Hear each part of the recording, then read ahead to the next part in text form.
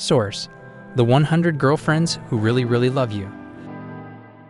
The show starts with the third-year graduation party on the go. Everyone is enjoying their last moments in middle school. Some are crying and some are running around having fun. One person even gave away all of his buttons apparently. What were those buttons made out of, huh? And why would someone even give away buttons? Anyway, these are the fun times and possibly the last times these people meet each other, and as all of this is happening, there's our MC proposing to a beautiful girl right in the middle of the school.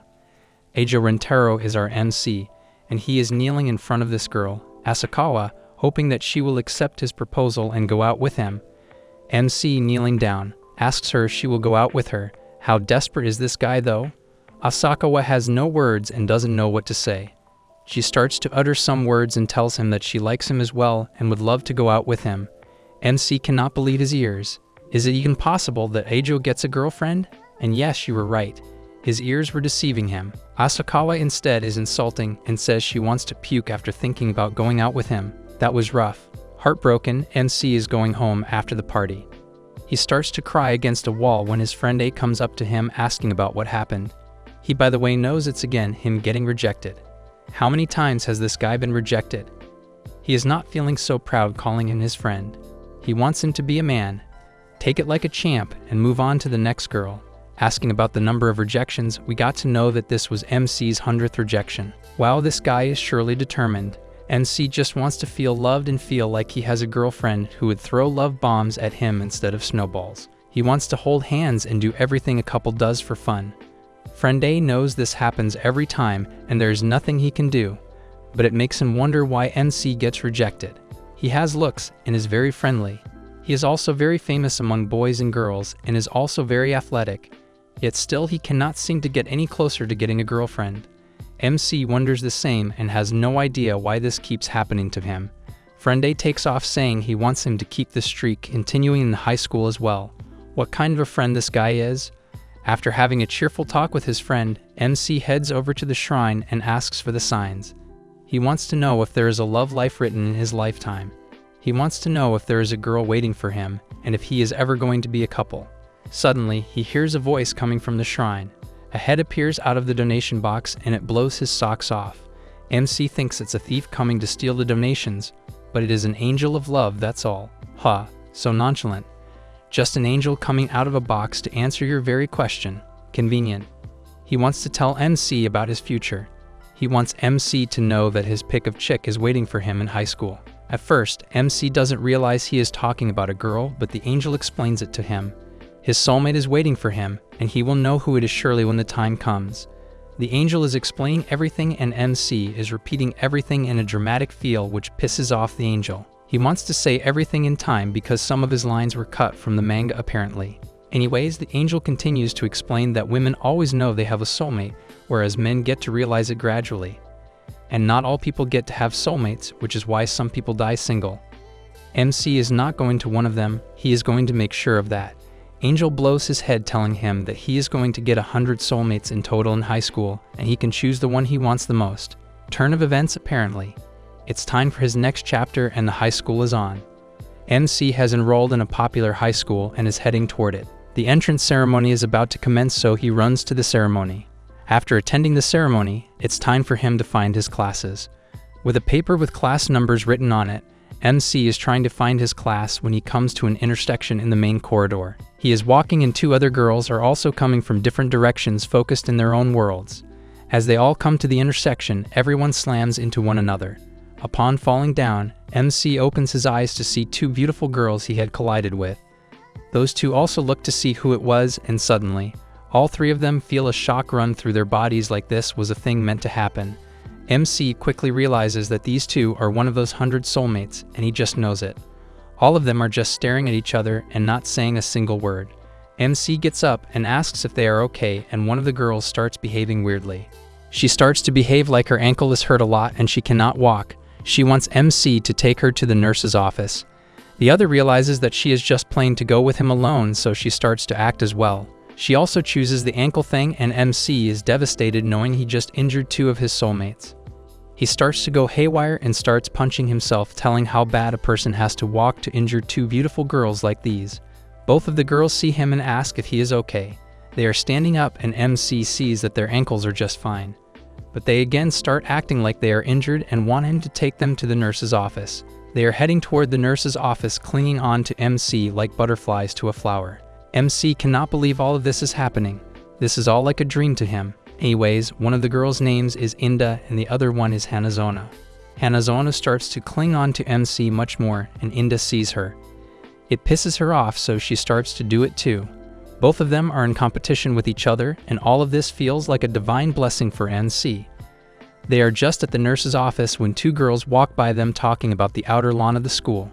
One of the girls is explaining how it is a clover garden, and it is said that if someone finds a 4-leaf clover and proposes to someone with it, there is a 100% chance of them accepting your proposal.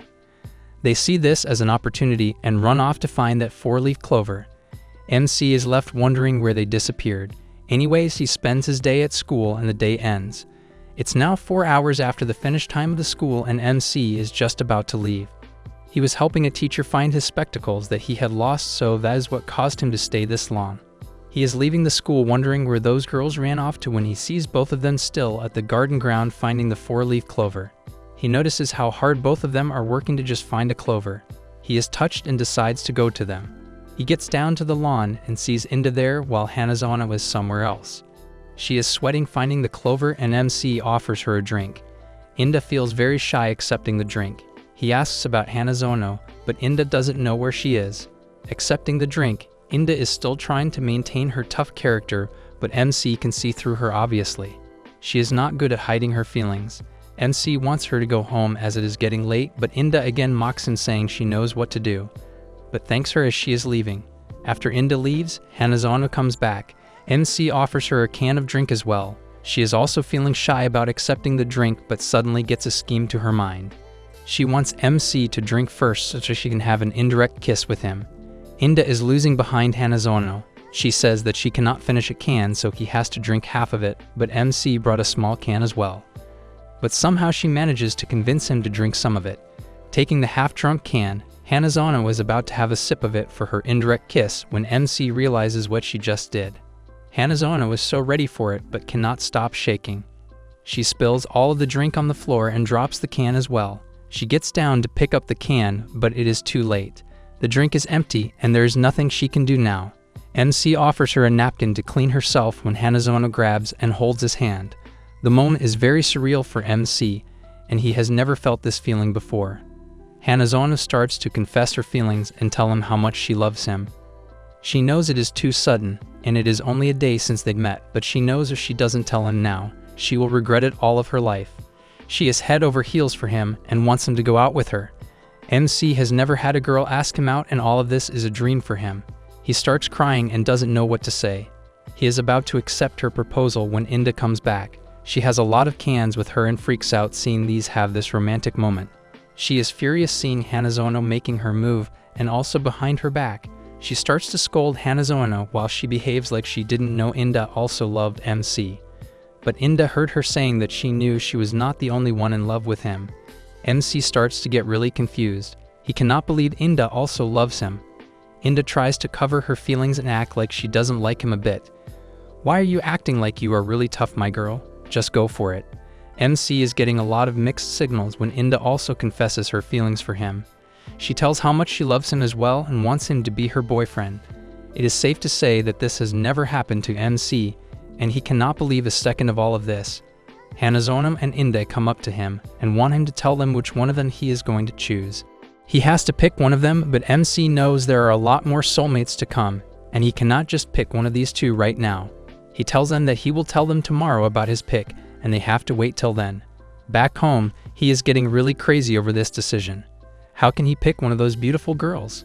He still won't believe what just happened to him today and how two pretty girls confess their feelings to him. The god of love appears once again in this agonizing time for MC. He knows how hard it is for him to choose one of them, but he has to do it. MC asks about other people and how they choose when two of the soulmates happen to confess feelings together. God explains that everyone gets only one soulmate, but something tragic happened while writing MC's fate.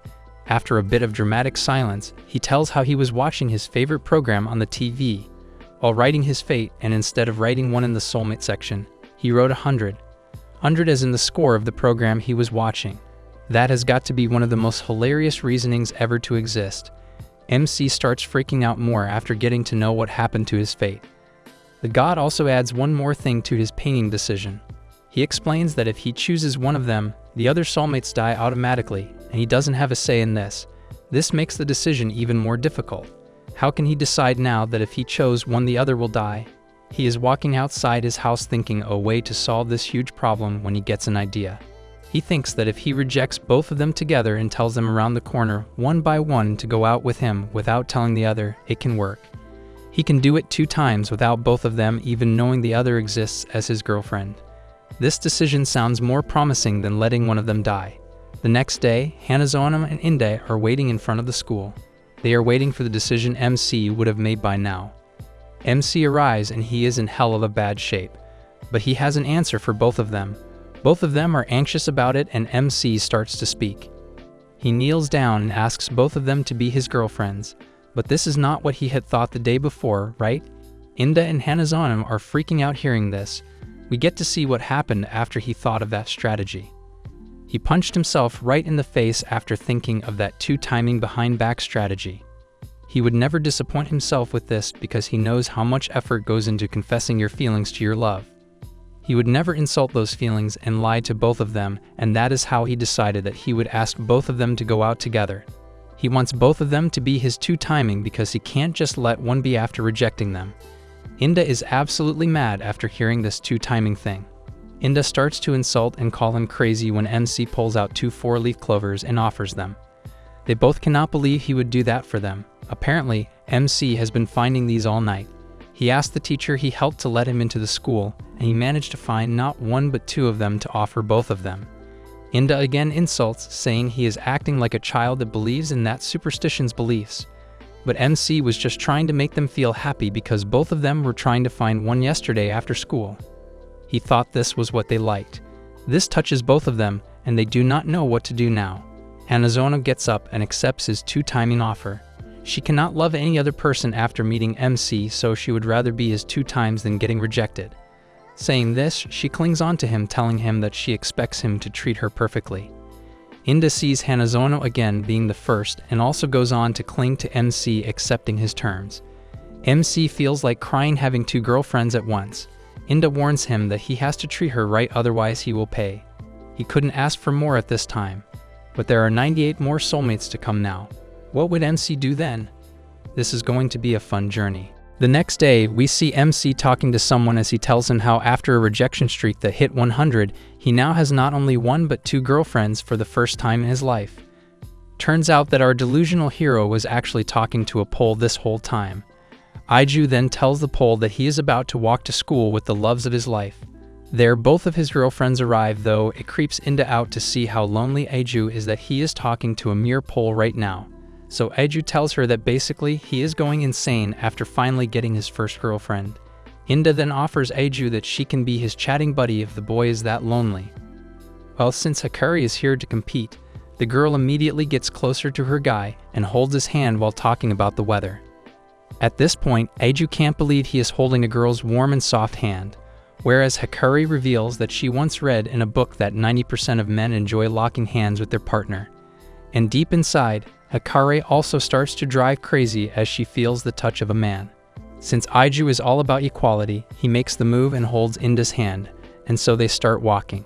Hence, the 3 of them start to feel the joy of touch as they are walking. Furthermore, Hikari then tells Aiju that she would appreciate the fact if he calls her by her first name, and after stuttering, they both call each other by their first name and start to blush.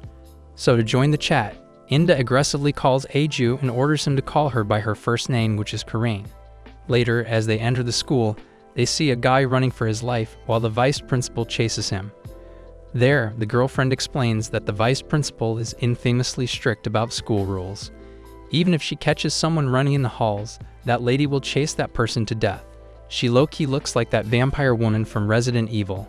Well, no shit, because she literally jumps onto that poor guy and French kisses the hell out of him. Apparently, that is how she punishes the students. She is a former sprinter, and therefore no one has ever escaped her kiss attack. She is also known as Sonic the Sketch Hag, as they are talking about kisses, so Akari asks Aiju if he ever had any experience with kissing. So Aiju tells him that his mouth is still as virgin as his body, and with that statement, both Hikari and Karain get prepared to be the early bird and get the first kiss. At this point, we can literally see the rivalry aura revolving around them. During the lunch break, the trio goes to the rooftop, which seems empty. While Karain gets distracted by the cat, Hikari takes out lunch and starts to feed Aiju the lunch she prepared for him. The boy starts to drop tears after he tastes Hikari's lunch. Karain then snaps back and gives Aiju cookies that she baked specially for him. However, she starts to panic and pinches that cookie into Aiju's eyes. Hence, after tasting it, the boy starts to cry with one eye and tells her that he feels blessed. But the competition doesn't end there because Hikari brought some baki for him. Though, unfortunately, the ends are all snapped off, therefore they can't hold it in their hands. Basically, Hikari planned this because right now the girl is sharing the baki with Aiju mouth to mouth so her hands wouldn't get dirty. As Hikari starts to get closer to Aiju, Karain once again panics and ends up destroying Aiju's other eye as she blindly moves forward with baki in her mouth. Due to hair being crossed through Aiju's nose, the guy sneezes so hard that Hikari's baki breaks, and so does her plan. Karain then makes her move and tells Aiju that his eyes have turned red due to the cold, therefore she wants to suck the cold mouth to mouth. But Hikari pushes her away, and the girls get so lost in the conflict that Karain actually starts to choke Aiju so he would pass out and she would do CPR on him. However, that turns Aiju on to see how the girls are fighting to kiss him. So Aiju tells them that they could have asked him directly. Besides, the boy himself wishes to taste a woman. Since this fight is over who is going to kiss Aiju first, the guy tells him to calm down because he has a solution for that. Moreover, he reveals that he spent the whole night thinking about this and went through every possible scenario. Apparently, Aiju plans to blindfold the girls and kiss them one by one. This way, they both wouldn't know who was the first kiss, and so their conflict will be resolved. But that's not it. He even gives them a dice and explains to them the most useless game ever. Basically, both Hikari and Karain Ayane will have one spot each. However, the girls can switch places as they please, or they can roll the dice, and the one with the highest number will decide where she wishes to stand. And to avoid noticing their movements, Aiju will listen to music while facing the opposite direction. Next, after deciding their position, they will send a text message to Aiju and will tell him that they are ready. From there, the boy will roll the dice, and if he gets an odd number, then he will kiss the girl on the right, or else the girl on the left will be kissed. Though even Aiju will blindfold himself so even he wouldn't know who got the first kiss. Each round, Aiju will kiss both the girls. It's just a matter of sequence. Well, Hikari loves that idea, but Karain feels like this game has a lot of options for cheating. So Aiju then tells everyone to make a pinky promise to play it fair and square, whereas the punishment for cheating would be pinching a needle to the eye. And so it's time for the game. Aiju gets an even number, therefore he starts to walk towards the girl on the left. But due to being blindfolded, Aiju loses the direction and when to stop, so the boy uses his hand to avoid any bumping. Though somehow that hand ends up grabbing Hikari's big melon, and judging by the size, Aiju realizes that those puffs belong to Hikari. Since the rhythm of the game has been disturbed, Aiju takes off the blindfold of both girls and tells them that they have to start over. So on to the second round, as Aiju is approaching towards the girls. The cat starts to glare at Karain's panties and gets attracted by the two rope-tight thingy hanging from it. Therefore, the cat immediately rushes to her and starts to play with Karain's cat. It then starts to turn her on, and the tsundere lady literally kicks Aiju as he gets closer and calls him a pervert. Well, the kick wasn't enough for her, so she then starts to punch Aiju continuously in the face. And after beating the crap out of him, Karain realizes that it was actually the cat's doing.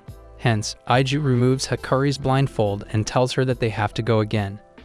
It freaks her out as she looks at Aiju's swollen face, and after trying countless times, they always somehow end up messing it up. And so, due to exhaustion, we see the trio lying dead and revealing that this was never as easy as they show in movies and TV. It pisses Karain off because she was telling them from the start that this stupid plan will never work out. However, no one listened to her at that time. So Hikari instantly taunts Karain that Aiju's plan was way too perfect, but the problem is with the people who were involved in the game. Another conflict then begins between these two as they start blaming each other for messing the game up. There, Karain mocks Hikari for always turning red whenever the game used to get interrupted. It makes her suspicious of what they both were doing.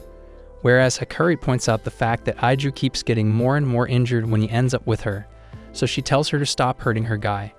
Aiju then stops the girls before they would end up killing each other and tells them that he is the one to be blamed. Furthermore, Aiju runs away while calling himself a useless and inexperienced boyfriend, though both Hikari and Karain run behind him to find where he is going.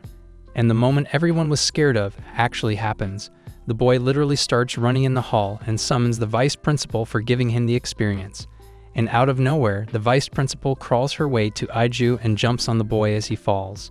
Although Karain arrives right on time and she starts to actually choke the vice principal while Hikari shouts for help from the police. That unleashes the vice principal's lizard mode as she tells him that she doesn't wish to quit this job. Besides, this place is her source of income that she uses on smooching hot guys at the club.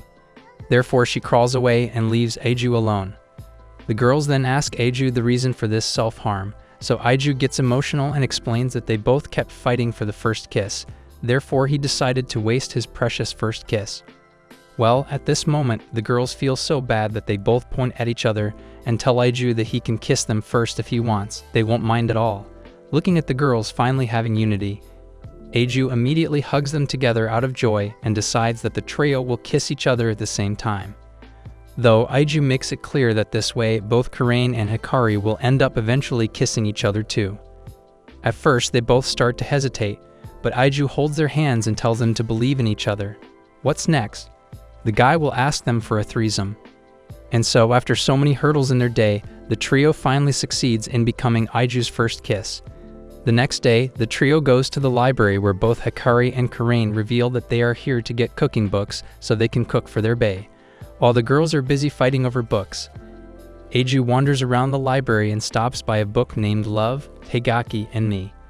There he sees a little kid and weirdly, they both get zinged as they see each other. And just like that, another soulmate enters the chat. We listen to the story of Shizuka, who is a royal princess. She has been living her royal life, but was never satisfied by it. She has been living in solitude for most of her life. The thing is, she hates this kind of living and wants to go out and feel the air. She has never made any friends outside of this castle. This is one way of thinking about your luxurious life. She is explaining her life when we see her in the library of the school. She tries to reach for a book on the shelf, but someone else also wants the same book, so their hands hit together. It is MC, and he was reaching for the same book as well. Looking at Shizuka, the lightning crack happens once more and MC has another one of his soulmates right in front of them. Shizuka is blushing like crazy and starts to look here and there, but she is not saying anything. MC apologizes for hitting her hand like that, but he cannot stop feeling the emotions of a soulmate. He never guessed that he would be meeting another soulmate in the library. Upon asking who she is, Shizuka takes a book out of the shelf and makes words from it to talk to him. She tells him that she is from the royal family, but words make MC believe that she is the librarian. Shizuka is trying hard to make good sentences, but every sentence is not landing correctly. She asks if there is something she can help MC with. MC takes a minute to understand what she is saying, but when he gets it, he tells her that he is looking for a funny novel right now. MC told her by doing the gestures and not speaking, so she asked him through the book why he could not speak. He asks the same to her when she replies that she finds it hard to interact with people.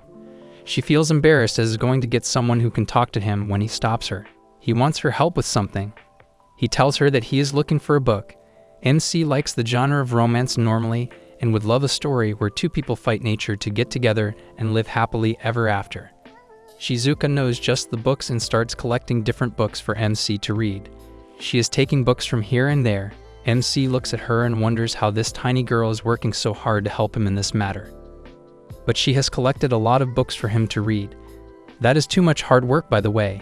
She apologizes for overdoing it and asks him to take whatever he likes. But MC lets her know that he will read all of them as she picks them just for him. He wants to borrow all of them to read. He takes the books to the counter, but his library card is expired and is going to take a week before his new card is issued. Seeing MC in this state, Shizuka decides to give him her book. She loves this book, but seeing MC like this melted her heart. MC cannot believe she is offering him her favorite book. He doesn't know her name, so he asks her about it. Shizuka shows her ID and he gets to know that she is in the same class as him. He apologizes for never noticing her. MC leaves taking the book, and Shizuka is left smiling to meet her soulmate. On the other hand, Hanazono and Inda are currently looking at cookbooks to see if there is something good that will make MC happy. Hanazono found something but wouldn't let Inda see what it was. MC shows up and is surprised to see cookbooks in their hands. Hanazono explains that she is looking at things that she can make for him, but Inda keeps her character saying she is just improving her cooking skills. Even being a girlfriend didn't break her attitude. MC starts crying seeing his girlfriends work so hard to make him happy. At night, MC gets to read the book, and it is a story about a soldier named Kamakuru and a Princess Lo. Princess Lo appoints Kamakuru as her protector and a knight. He promises to protect her at all costs. There was an attack by a dragon and the princess was about to die when Kamakuru came to rescue her. He saves her from the dragon's attack and fights the dragon with all his might. Defeating the dragon, Kamakuru is a little injured and Princess Lo uses her magical powers to heal his wounds. They are alone in the forest and seeing Lo heal his wounds, MC looks at her and they both lock eyes with each other. They start their love journey right from here and give their hearts to each other. But difficult circumstances occur and Princess Lo is forced to marry somewhere else. She is crying on her wedding day when she is brought into the carriage. Kamakuru runs toward her but is stopped on the way. He asks if they can defy these moments to carry on their love, but there is nothing she can do. MC starts crying reading this story and is rooting for Kamakuru when the book ends.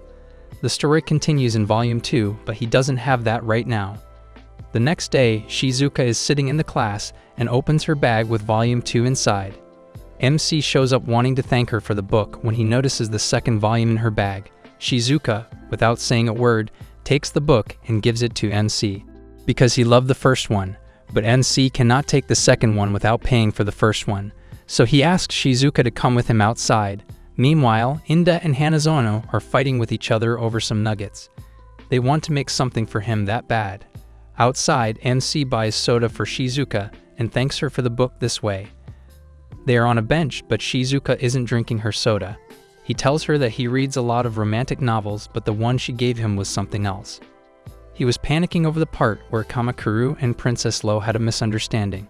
Shizuka starts giggling at how excitedly MC is talking about the book.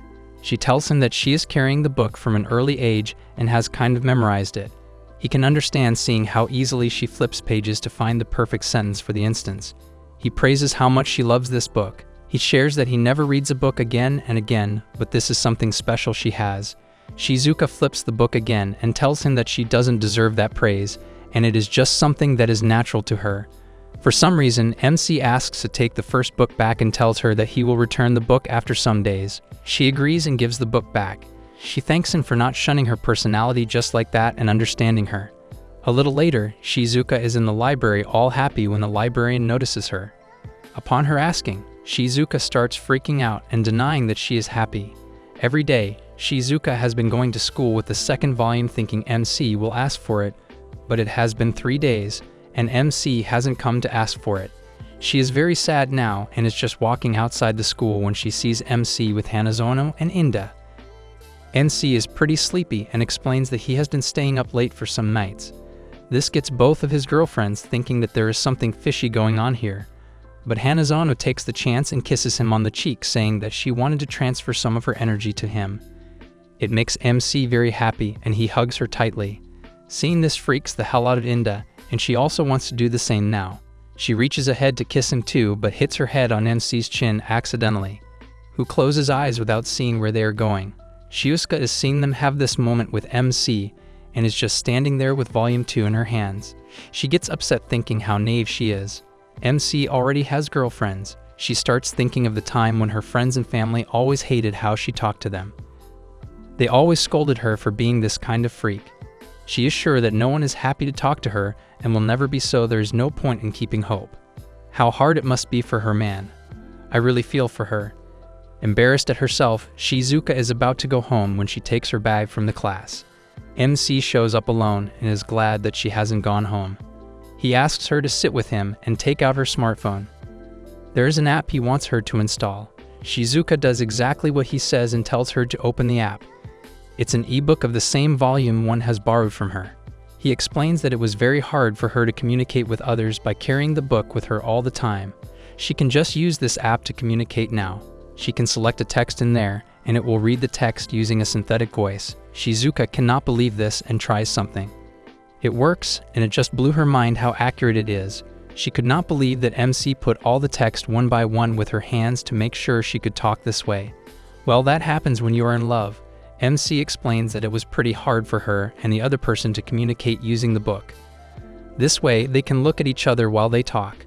Now MC wants her to try communicating with him. Shizuka, feeling extremely sentimental, selects a text and it reads out. It says, "I love you." Suddenly, tears start dripping across the phone screen and MC realizes that this is something completely unique. Shizuka thanks him for not treating her like a freak. MC knows this is not that she is a soulmate and she has to save her. It is just that she is true to her feelings about him. He grabs Shizuka by the shoulders and tells her, "I love you too." That was very sudden.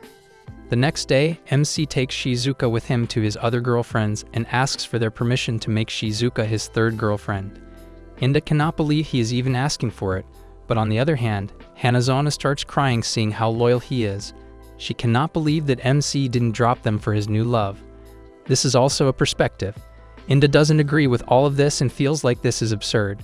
MC promises that he will never let any of them feel less loved.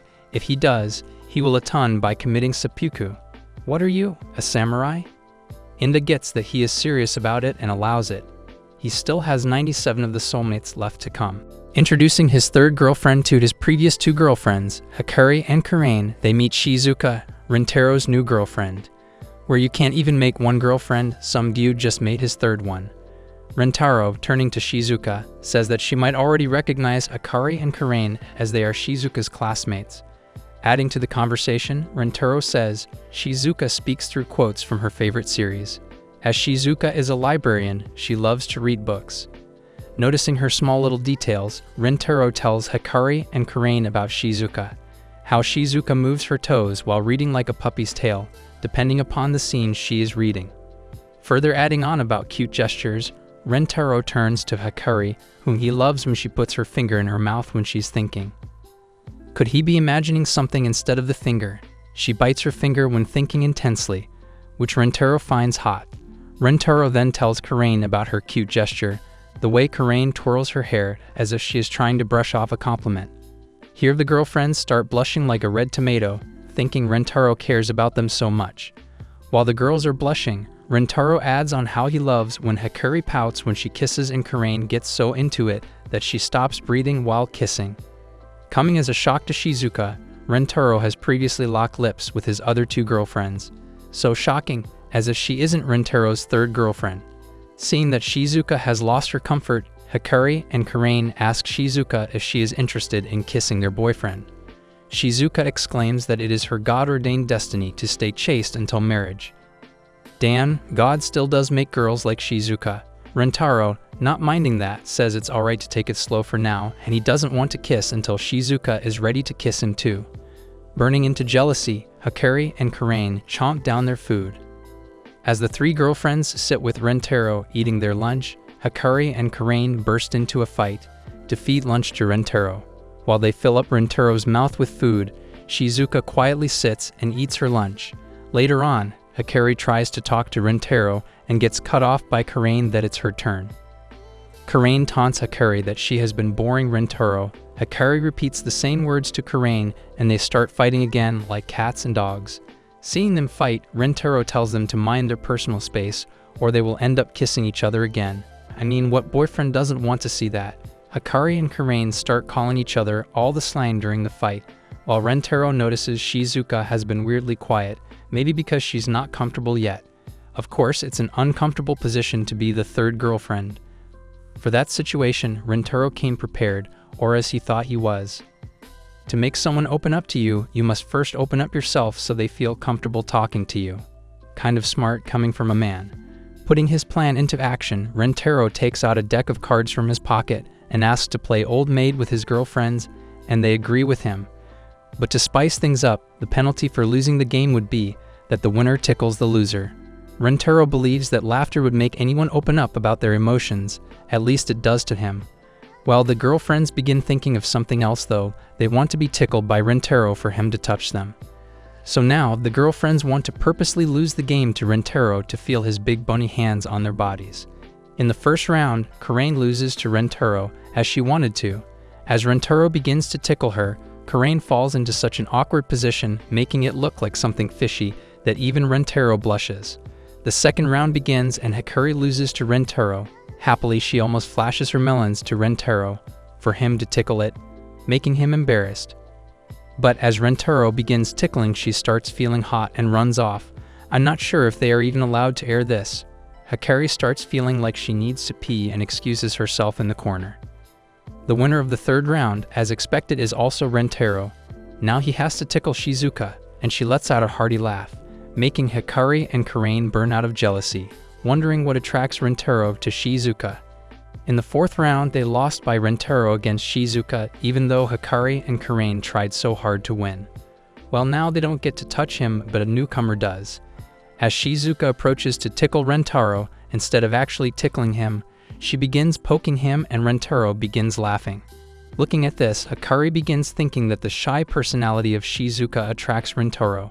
Hikari thinks puppy dog eyes, cute gestures, and a highly pitched voice would attract Rentaro to herself. But it would make Hikari a poser, things that come naturally to Shizuka. Just by looking at her, one can feel the need to protect this fluff ball at all costs. In other words, Shizuka could make anyone feel like a father figure.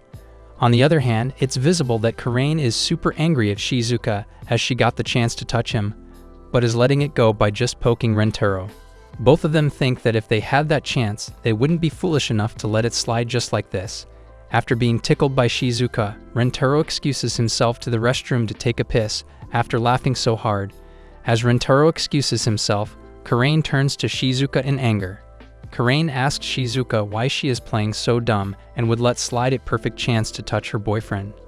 To which Hikari's girl power comes into action and she takes a stand for Shizuka. Hikari tells Karain that she yells at everything, even if a hat falls, Karain yells at it. Then Shizuka, trying to explain herself, says that they both used to be Rentaro's first lovers, so Shizuka doesn't want to be on their way to Rentaro since she's a newcomer. Yelling at Shizuka, Karain adds that Shizuka is now a girlfriend of Rentaro and she doesn't need to hide her desires for Rentaro. To which Hiraki taunts Karain that this statement feels off to come from a person who would rather pick a fight than talk about her feelings. Those are some burns from Hiraki to Karain. To calm down Karain, Shizuka apologizes. However, it looks like Karain just wants to pick a fight with Shizuka. Seeing no way out, Shizuka finally says that she will now speak what her heart wants. Shizuka begins by telling Hiraki is feminine and knows how to carry herself with grace, and Karain is beautiful with eccentric features, bold and confident with her attitude. In comparison to both of them, Shizuka cannot even stand beside them. Her appearance is childlike, concerned about Rentaro's choice, and her personality is gloomy and reserved. Being moved by Shizuka, Karain apologized for her behavior and she just wants Shizuka to speak her heart out to Rentaro and not hold back because of them. On the other hand, Rentaro sees the scene from the window, inside the rooftop. When Shizuka was tickling Rentaro, he noticed that Karain was burning with anger and Hikari felt insecure. It turns out that the game Rentaro started with Old Maid didn't help him get his 3 girlfriends to become friends and talk about their emotions. So, Rentaro excuses himself to go to the restroom so the girlfriends can bond with him. As he steps out, Rentaro sees that even though Karain wanted to be angry at Shizuka, her message to her was helpful in opening up about her feelings. To ease up the fear Shizuka feels for Karain, Hiraki was there for her to take the bullet. Rentaro starts feeling emotional and happy about how the girlfriends have bonded together. Aw, something any man would want to see. Entering the rooftop again, Karain approaches Rentaro that they are doing the penalty round again, and this time Shizuka will properly tickle him. Hearing it, Shizuka finally decides to speak her mind, after being understood by the other girlfriends. Nervously, Shizuka approaches Rentaro and says that she wants to be kissed, and that she lied about the God-ordained chastity to him. Rentaro already had it figured in his mind. As she lifts her face to him, Rentaro finds Shizuka so cute that he begins patting her head. She pulls Rentaro near her and he kisses her, turning Shizuka red out of shyness. On the other hand, Hikari loves that Karain made Shizuka speak her mind. Now she might as well speak hers too. Karain asks what that means, and Hikari explains it to her. She approaches Rintaro and asks to be kissed. But before that, Hikari asks if she is still good for him, as Hikari felt insecure a few moments ago. Rintaro says that all three of them are beautiful in their own ways and kisses her too.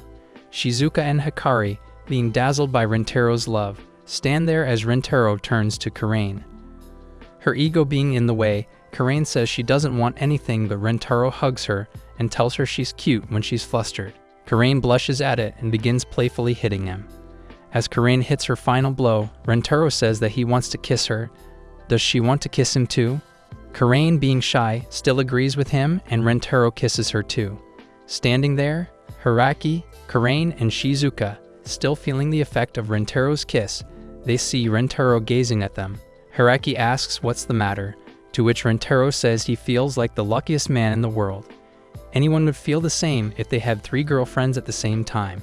He explains that all 3 of them are the best girlfriends Rintaro could have ever asked for and thanks them for being like that. Hiraki, Shizuka, and Karain say that they feel the luckiest girlfriends too. Well, did not know splitting a man would be a great feeling. Laughing at the tics of speech, they all let out a hearty laugh. Today, the results are posted in the hallway, and there is a huge crowd of students waiting to see their results. Hanazono, Inda, and Shizuka are waiting in line as well, but MC is nowhere to be seen. Inda wonders when he is going to come back, as he has gone to get his mobile he forgot at his desk. Inda wonders what it is with his smartphone that he went to get it right when the results are posted. Hanazono and Shizuka failed to relate to her thoughts, as they both realize the importance of the smartphone. Shizuka adds that MC told them about his mobile phone being the most important thing to him, as it has pictures of him with all 3 of his girlfriends, and he cannot afford to lose them. So basically we are looking at a simp boyfriend. MC reaches the classroom and enters to find his mobile right where he thought he would find it. It is on his desk, but something else takes his attention. He sees some girl on her desk reading a textbook. It is his class fellow called Ai. She looks like a nerd, to be honest. MC asks her if she is coming to see the results. MC is confused when he gets the answer. She tells him that seeing the result is meaningless, as she already knows she is the top scorer. Saying this, she turns around and looks at MC. This is it. She is one of MC's soulmates, as they get the crackling feeling right when they look at each other. This leaves both of them silenced and stuck in their place, but Ai controls herself and gets back to reading. MC wonders how it is possible that he has a nerdy soulmate, but he has to respect nature and go with the flow. As there is something else he can do, he leaves the class and gets back to see the results. After checking the results, we see that Hanazono came 25th out of 240 students. Shizuka got 44th position, while Inda got 87th. Our MC is just 1 below Inda at 88th. He rubs the heads of his girlfriends, telling how proud he is when he suddenly remembers what IA told him. He looks at the results and sees that IA did come first with a perfect score of 700. She got the perfect score on all of her tests. He asks his girlfriends if they have heard about IA. They all know that it is a girl from their class, but hardly anyone knows her. Shizuka says that she is always by the window reading her book, while Inda believes her to be an AI machine who can answer anything thrown her way. In the next class, MC and II got to be partners, and they had to perform the practical. MC went to get the microscope. When he gets back, he finds II copying the exact diagram rather than doing the actual practical. She feels like copying is the best thing, as practicing what scientists have already done for them is useless. The teachers come and they have to do something now. So IA starts looking at her textbook through the microscope instead of the actual subject. MC asks why she is focused more on the book instead of the onion when she tells him that the textbooks are more efficient to read, and she fails to find anything illogical in that. This gets MC thinking and realizing that maybe this kind of behavior has gotten her the reputation of an A machine. After failing to get IA to do the right thing, MC gets back to working on his own. He is drawing something and has to use the blade when he accidentally gets a small wound on his finger. He gets up and goes to the sink right next to IA to clean it up when she grabs his hand and starts sucking on the wound. Now what am I watching again? Is this girl a nerd or something else? She feels like applying saliva to this small wound is much more efficient than getting a bandage. This leaves MC quite freaked out. He cannot think straight and feels like he is having a dream. This beautiful girl sucking on his finger cannot happen as she is too pretty to be doing this. He cannot stop staring at her smooth skin, beautiful lips, and everything else. Well, no one could. Ai is having fun with MC while MC's girlfriends are right behind him doing their practicals, having no idea what is happening to their boyfriend. After the class, Ai is heading outside the school when MC runs to her and says thank you for helping her in the class. MC expresses he wants to repay her in some way and asks if she wants to get a soda or something.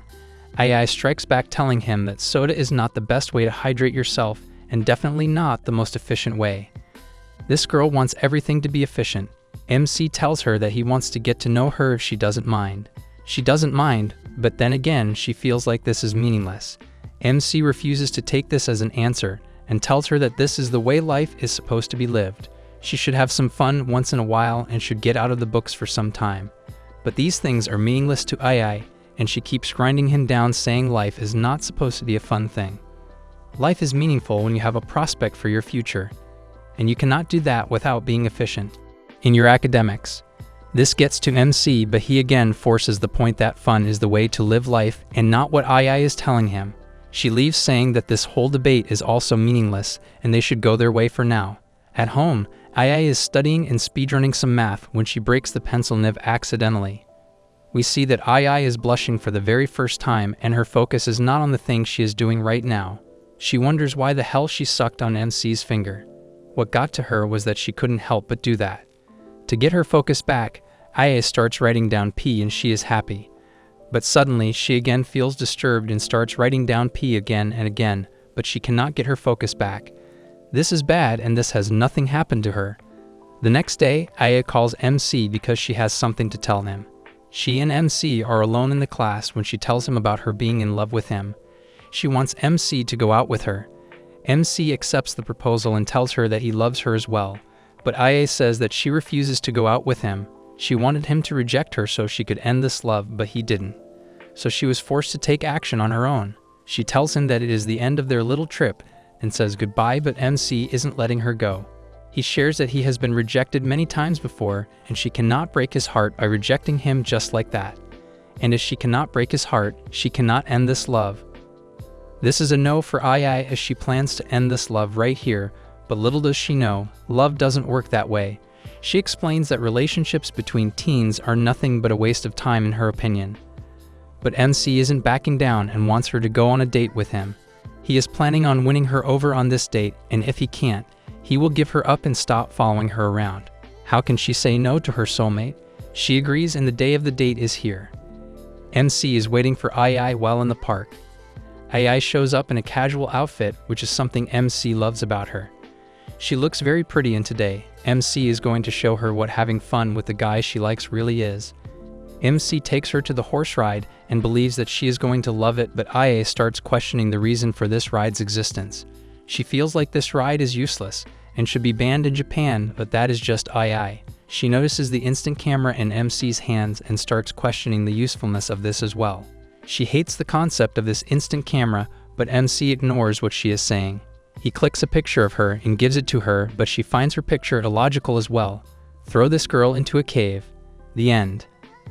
After that, they go to a haunted house, but no ghost is able to scare Ai, while MC is crapping his pants. She knows every ghost is a human and feels like it should be called a human house instead of a haunted house.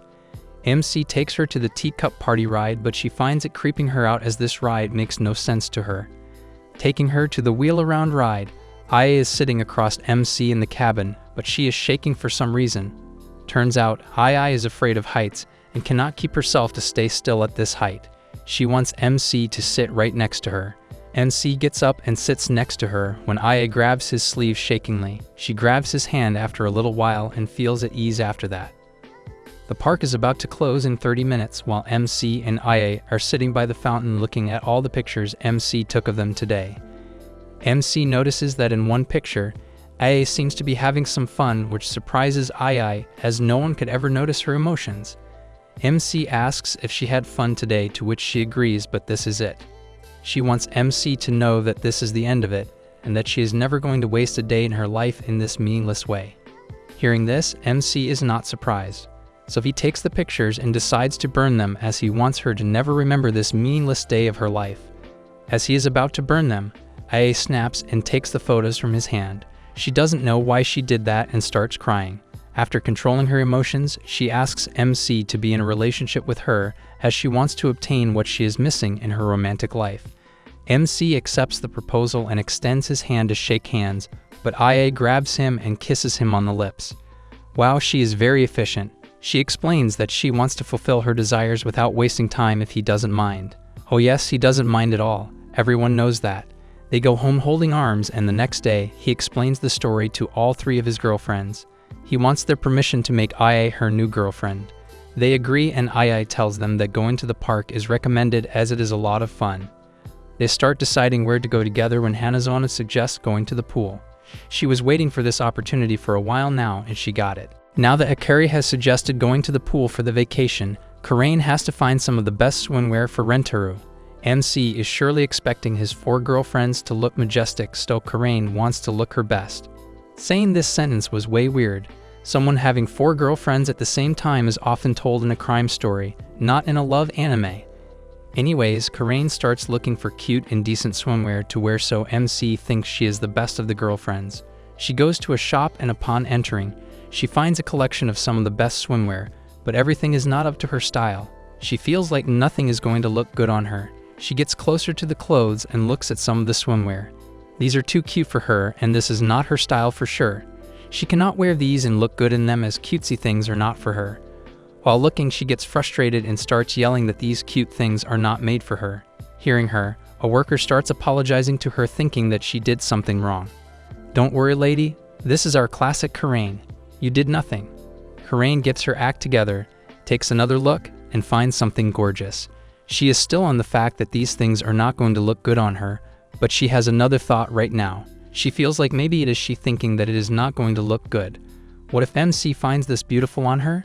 Now the day is here and everyone is at the pool. MC enters the place, and it is a beautiful big place full of fun stuff.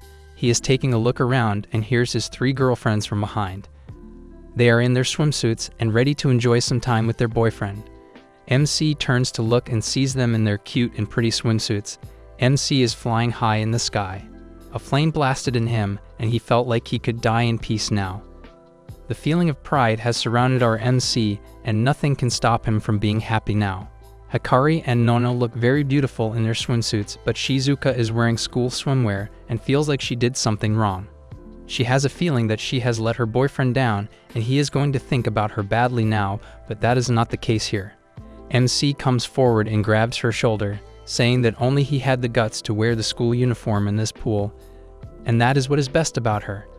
The way she got the courage to wear this here makes her the national treasure, and he is proud of her. Shizuka notices tears in his eyes as he says this. Seeing 3 of them here and not Karain, he asks about her, but no one knows where she is. He is wondering where she is when Karain comes up from behind. MC turns to take a look and sees Karain completely covered in some kind of button jacket type thing. He feels like she has come out while changing and should go back. He doesn't want anyone to see one of his girlfriends exposed here, so he wants her back in the changing room right now. But this is not what this is. Karain is feeling cold and decides to cover her up. Hearing this worries MC. He asks if she is feeling down or something like that. He doesn't want to do this if one of his girlfriends is not feeling great, so he asks her if she wants him to call it off. Hikari also chimes in saying that they should do this when everyone is up for it. But Karain wants everyone to know that she is alright. They can go in and have fun without her, as she is going to sit outside and watch. Nona looks around and finds a place with the sun, so Karain can rest there and warm herself a little. Karain wants Nona to know that she doesn't have to worry about her, but Nona was not. Karain is just being presumptuous in her opinion.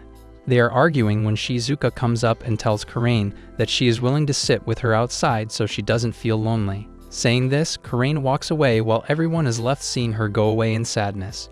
Anyways, the fun begins, and everyone gets in the pool.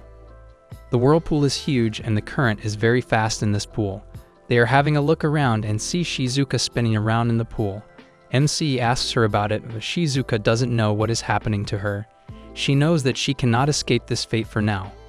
Meanwhile, Nona notices the current flow and feels like this is some kind of training for survival in the water.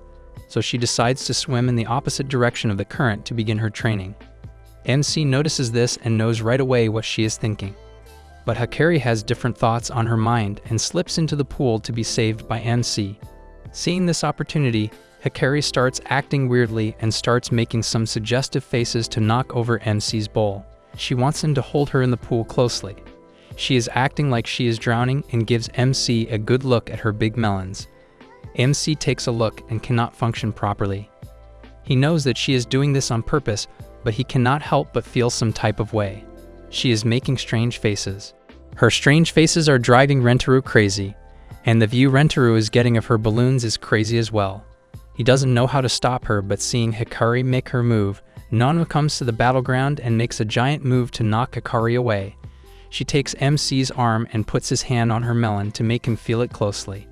She wants to make him feel the appeal of her feminine appearance. She is making him squish her melons, and this is driving MC insane as her melons are also very big. This guy is the luckiest man alive for sure. Seeing her do this, Hikari takes his other hand and puts it on her melon as well and starts competing with Nana. She wants her to know that her melons are way softer and decent for MC. They are going at it and using his hand to squish their melons to prove who has the best of them. They look to see MC, and he is lying dead in the water. He could not take it any longer and fainted because of all the squishing. He has passed out and they cannot make him get up. He is way out of their bounds now and they have to come up with something to help their boyfriend. Hikari feels like she cannot let her boyfriend die and has to give him mouth to mouth. Saying this, she clings to him with her mouth in his mouth.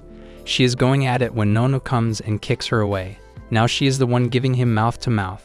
She feels like she still has a lot to learn from him and cannot just let him die here. She is sucking his mouth like crazy to get him up, but Hikari comes back kicking Nono away. She again clings to him with her mouth on MC's. They are trying everything in their might to wake him up, but nothing is working. On the other hand, Shizuka is still spinning around and has gotten away from the gang. She cannot stop herself and is floating far and far away from them. She feels like she is lost in this huge pool and there is no way to get back to her boyfriend and others. At this time, it dawned on her that she was screwed. She uses her mobile to call for help, but no one listens to her and the balloon she is floating on starts leaking. Grabbing the edge, she gets out of the pool on some kind of a small grassy thing in the middle of the pool.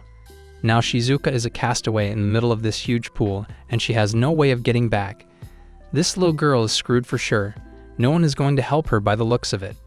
Back in the main scene, NC is still down and the girls have tried everything to wake him up, but nothing works. They feel like they cannot do anything and they have to look for help now. They have to find a male lifeguard. They cannot risk finding a female one as they are already suffering from jealousy a lot. So they run to find a lifeguard and come across a bunch of perverts. They creep out the girls, but one of them is serious about having fun with them. He has a theory that the upper arm of the girl is just as soft as her melon, so you can have a free trial without touching heaven itself. He extends his arm to have a touch of Hikari's upper arm, but Nana saves her. Nono grabs his arm and knocks him away, slamming fingers into his eyes. She feels like this is the best way to get rid of a perv. His friends are very mad now and are not going to take a no for an answer now for sure. The situation is much worse as these two girls are up against some perverts. Shizuka is cast away and has no way of getting out of there while MC is down, almost dead at the edge of the pool alone. What is going to happen in this pool now? The fight is going to begin between Nono, Hikari, and these other dudes. They are furious about Nono blinding their friend and are ready to get what they want the hard way. But Nana has some other thoughts on her mind. She agrees to hang out with these dudes while Hikari goes to get a lifeguard for their boyfriend. Hikari is shocked to hear this and has no idea why she is doing this. Upon asking, Nono explains that she has been with MC before her and he is going to be concerned if anything happens to her. Nono cannot let anything happen to Hikari because it is going to make MC sad. This touches Hikari's heart, but she cannot accept that. The dudes are getting crazy and cannot wait any longer. Nono agrees to their terms, but Hikari comes in front of Nono telling these guys to scram out of here because no one is going to hang out with them.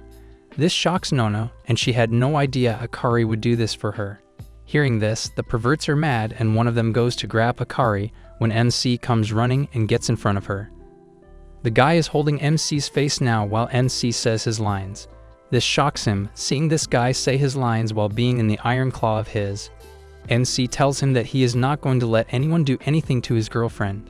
The guy complains that Nono blinded his Jude, so he cannot let her get away, but MC is open to offering himself in her place. The guy wants MC to take his girlfriend and get lost from here. MC tells him that both of them are his girlfriends and he is going to take them both from there.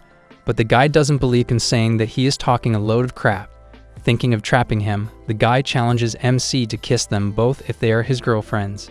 He feels like he has caught MC with his pants on fire, as he is surely not going to kiss the other girl in front of his real girlfriend. But Nono grabs MC and kisses him. Hikari does the same with MC, and this leaves the two dudes speechless. They cannot believe that this happened and feel like the guys nowadays are way freaky. Even if I was in his position, I would be giving the same reaction. Who has 4 girlfriends, let alone 2 in this day and age? The guys get the hell out of there, saying that they do not want anything to do with these girls. They are out of trouble, but Hikari asks about how MC woke up. She is wondering this when she sees Karain walking to them. MC explains what happened. Karain was sitting alone, seeing everyone having fun, when she noticed Nono and Hikari in trouble with these guys. She thought about MC and why he wasn't there to help them when she found him dead at the edge of the pool. She ran toward him and tried to wake him up. She didn't want him to die here because Nono and Hikari needed help. Shaking MC, Karain said that Nono and Hikari need your help. This did the trick, and he woke up, startling Karain. He ran toward Nono and Hikari, hearing that they were in trouble. So this happened. Alright, fair enough. This impresses Nono. MC turns to Nono and holds her hand, thanking her for protecting Hikari from those guys earlier. He feels like hurting the eyes was great, but he wants her to know that she doesn't have to put herself at risk like that. He cannot let anything happen to her.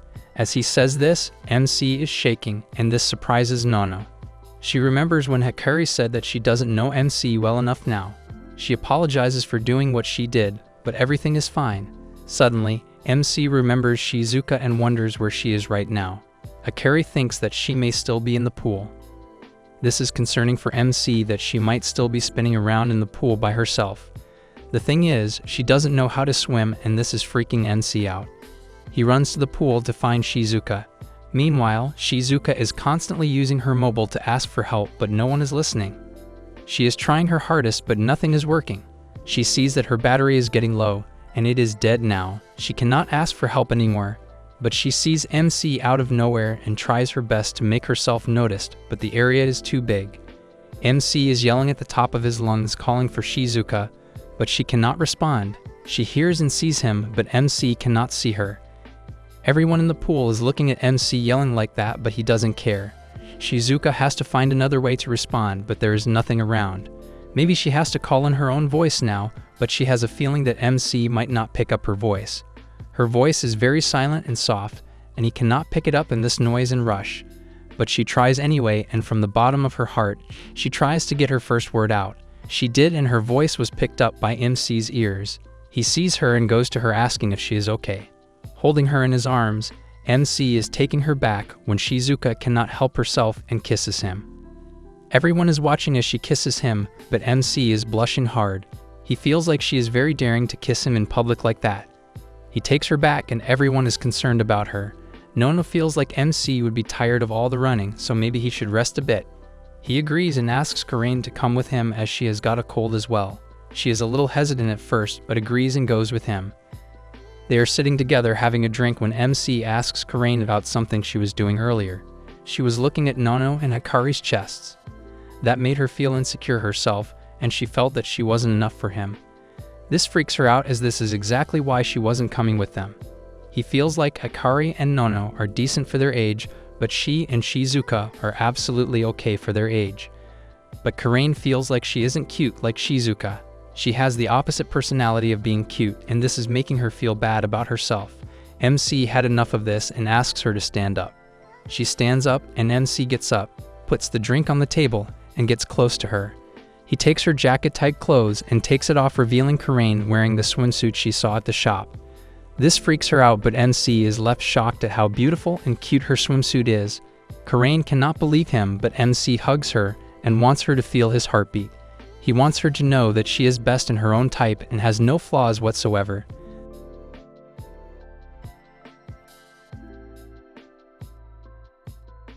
This makes her blush and MC kisses him right then and there. Coming back to everyone, MC is excited to finally start the pool date with all of his girlfriends. Grabbing Rentero's hand, his girlfriends are taking him to have the 5 passionate pears pancakes. They are taking him hurriedly, but even in this hurry, Rentero ends up locking eyes with a beautiful redhead in a chemistry lab. Both of them feel that weird electrical surge in them. I mean, not in that way, but anyway, his girlfriends drag him to eat all the pancakes with him. After dealing with his other girlfriends, the next day Rentero goes to the chemistry lab to see her, the beautiful girl he saw yesterday. The zap he felt in him made him sure that she was a soulmate. Rentero enters the chemistry lab and is met with a cute little girl, and she welcomes him into the chemistry lab.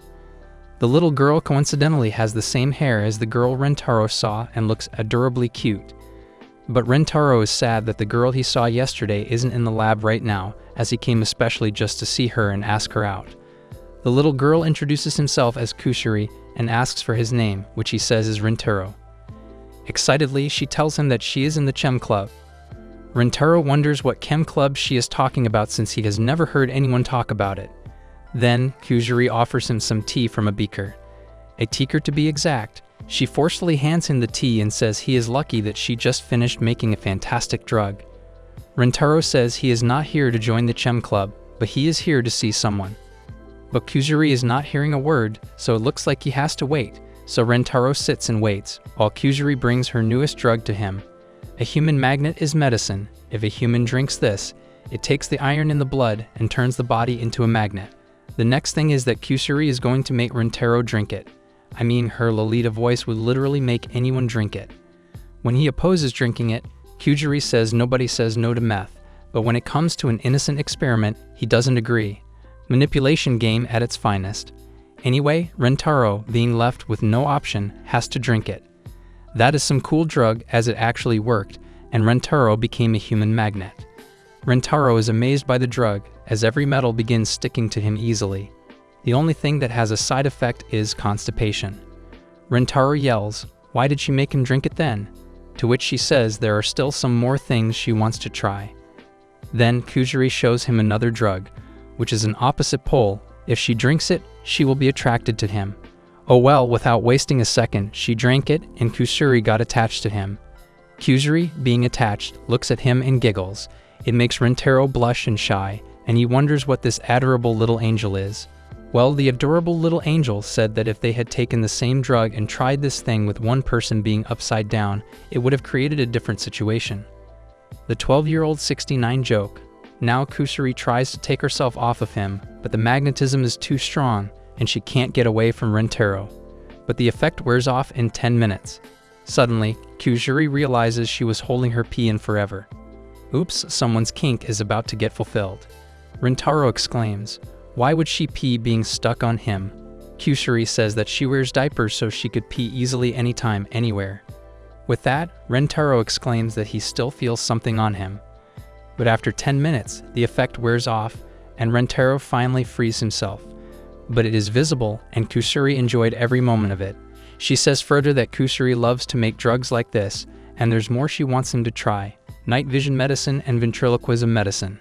Telling him all of it, her eyes sparkled with joy. Rentero wants to brush his thoughts off because he was here to find his another soulmate, but he found someone else. He wonders why he is getting so worked up over her. Kusuri asks if he is getting bamboozled by her cuteness, to which Rentero wonders how she knows about it. Well, the drink Kusuri gave him earlier was a love potion. The reason behind that was that Kusuri fell for Rentero at first sight, and she loves him. With so much enthusiasm, Kusuri asks him to go out with him now. She thought her plan was pitch perfect, and Rentero can't refuse Kusuri now. But Rentero begins to throw up. Kusuri gets furious as to why he would start throwing up when a girl asks him out. That is so rude. Rinatro replies that it is weird coming from the girl who just took a leak while she was hugging Rentero. Well, that's not it. He is trying to throw up because he does not want to confess love when he is under the effects of a love potion. Kusuri wonders if she got the mix wrong, or even worse, if he hates the idea of going out with her so much. Her eyes tear up, and then she starts crying like a baby. Kusuri begins babbling, saying that she loves him a lot, and that she is not his type or what. Suddenly, Rentaro begins having a seizure because of the side effects of the drug he took. Kusuri realizes that his body rejects the drug and wonders if she caused an overdose with the intensity of the feelings, or if the drug was made wrong. She is totally confused as to what happened.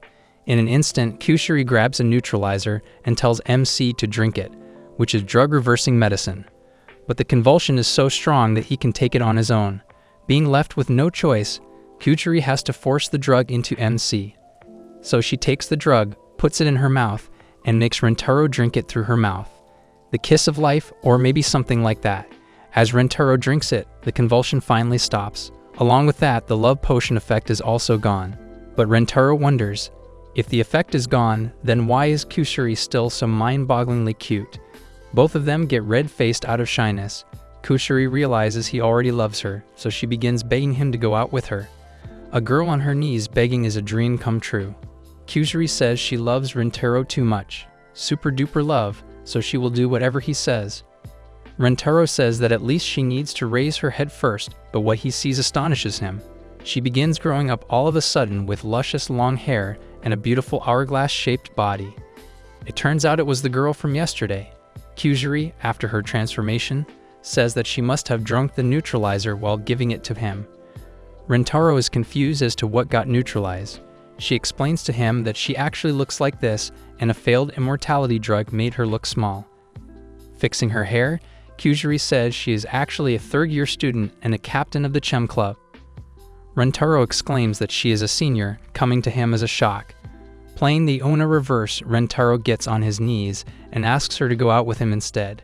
Kusuri says she would be deeply honored to go with him, while she hugs him and squeezes his arm in her honkers. On God, the luck Rentaro has makes me so jealous of him.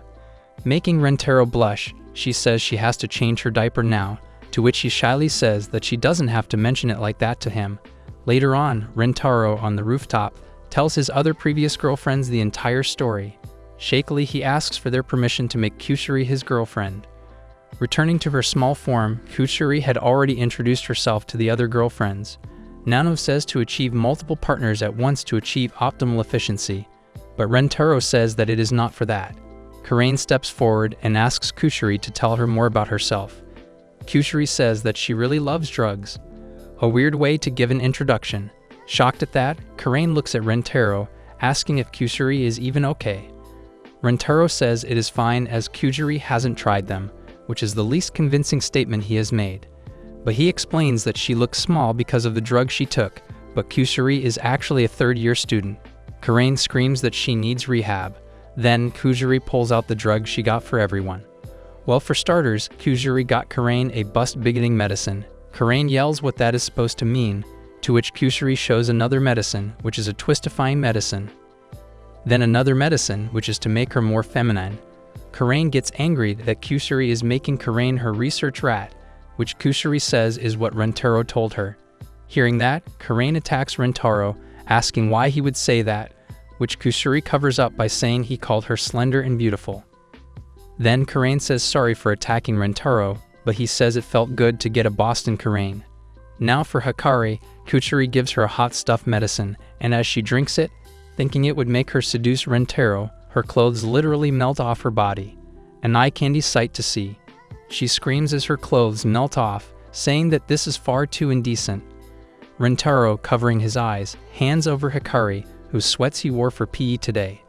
But as Hikari wears it, she smells Rentaro's scent in it, and begins sniffing it. Now for the storybook lover, Shizuka, the bun fantasy medicine. As Shizuka drinks it, she grows a pair of bunny ears, and Rentaro finds it adorably cute. He says it is like a movie costume and touches her new ears. But as Rentaro touches them, Shizuka finds pleasure in it and says she feels a novel sensation. Rentaro is surprised that she likes it, so he puts Shizuka in his lap and begins rubbing her ears, and she loves it so much. For Nano, Kusuri got a hair control medicine. Not taking a second, Nano gulped it down, and she became Yami. From To Love Ru.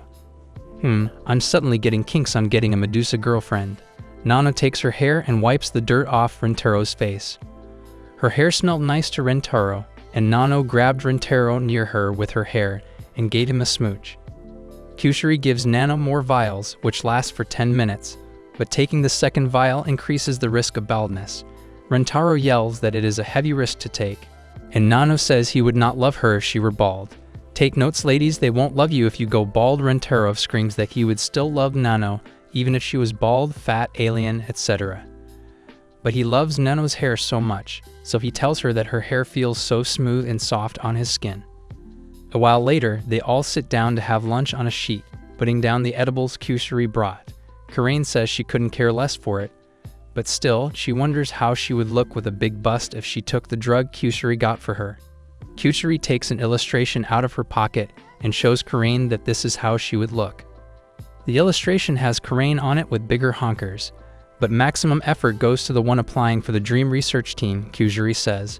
Nano expresses her confusion over that, to which Kusuri explains that it is her dream to join a big research team that makes all sorts of amazing drugs and wants to experiment with them.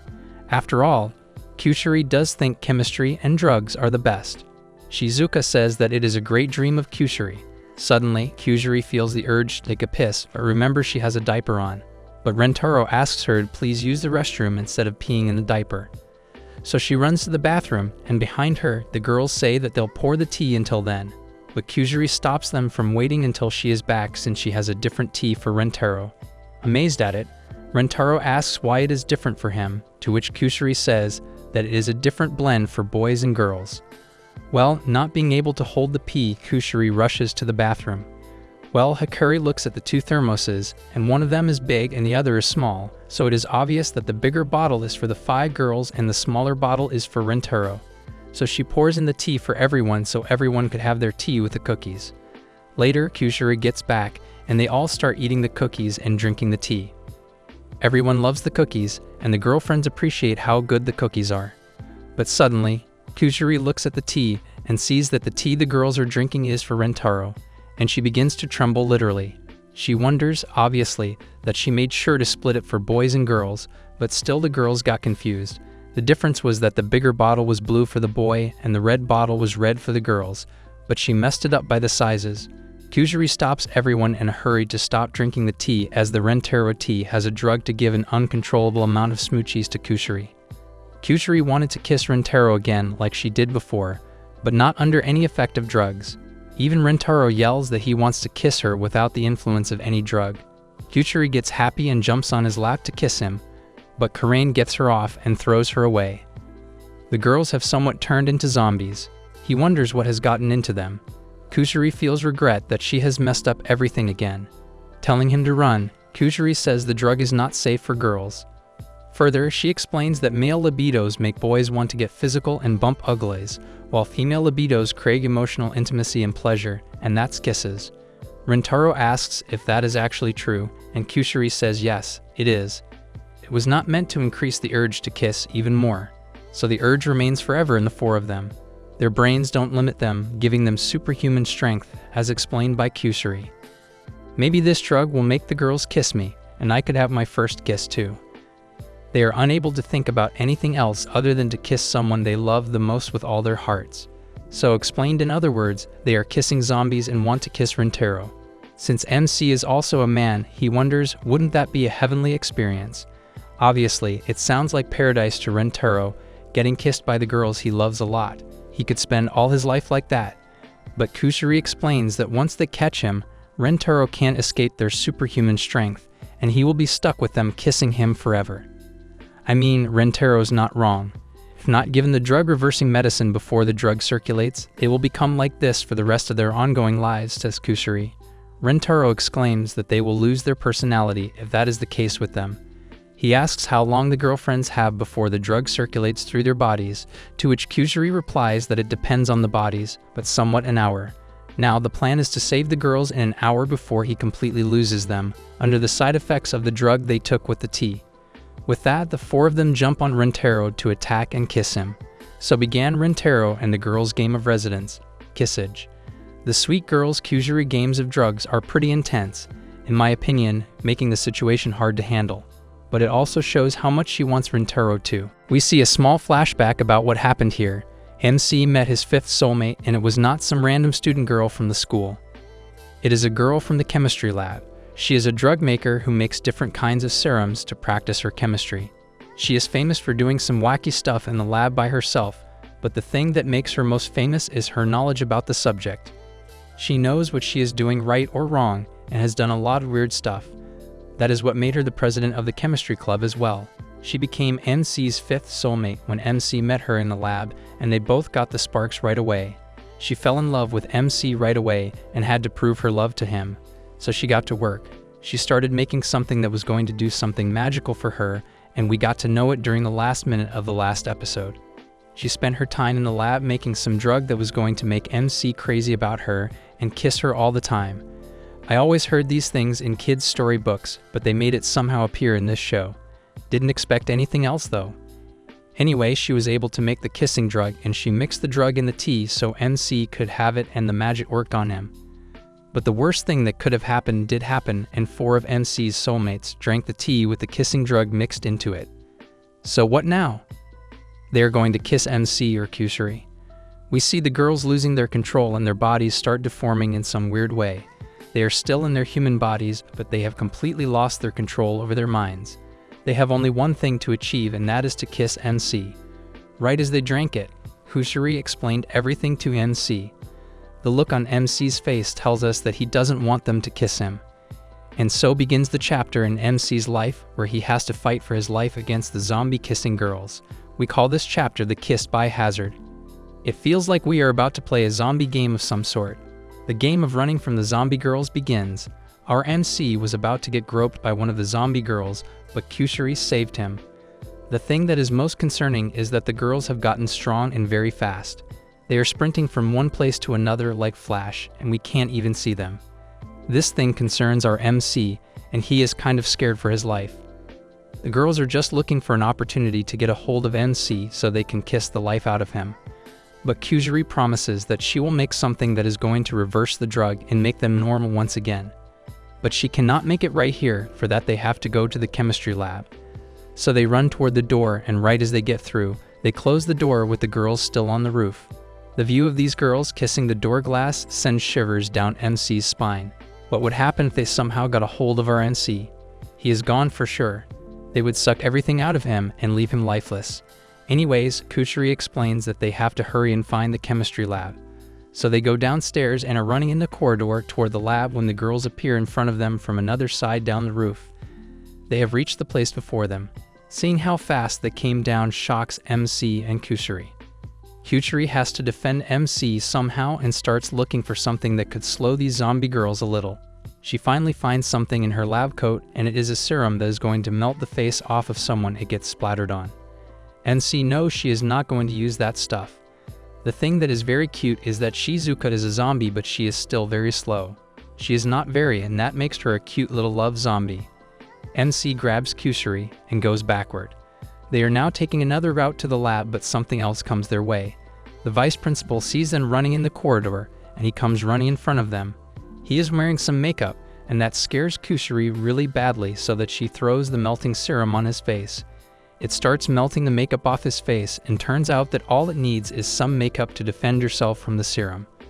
The vice principal gets very pissed off that the makeup he applied spending the last 3 hours just got erased like that.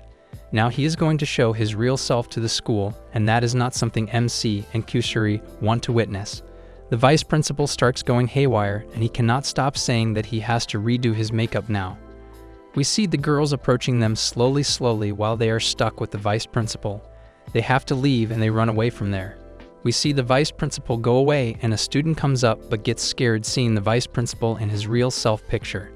MC and Kusuri are running toward the chemistry lab. However, the girls are not running together after them now. AI tells them something, and the language they are using to communicate now is what I would call the kiss language. Their words are just kiss, and the rest of the girl zombies understand what AI is saying. Anyways, she tells them something, and the girls split up. MC sees them as they split up. He knows exactly what they are going to do. They are going to pin them, surrounding them from all sides at the stairs. Shizuka is running behind them while the other girls are roping around the school. MC gets an idea and tells Kusuri that she and he should split up as well. She should go to the chemistry lab to get started on the reversing serum, while MC lures these girls away somewhere. MC is now running alone, and Shizuka goes after him, leaving Kusuri alone. He knew it was going to work. The thing he notices is that Shizuka is not very fast because of her physical abilities. He can outrun her in no time and focus on the other girls. He goes far away from her and suddenly, Shizuka falls on the ground, accidentally tripping. MC sees this and comes running to her.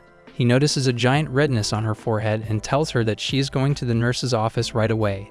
Saying this, MC picks her up and is now taking her to the nurse's office. They reach the office and see the notice on the door saying that the nurse is on leave due to some research work. This has got to be the worst timing. MC cannot let the door keep him from healing his girlfriend.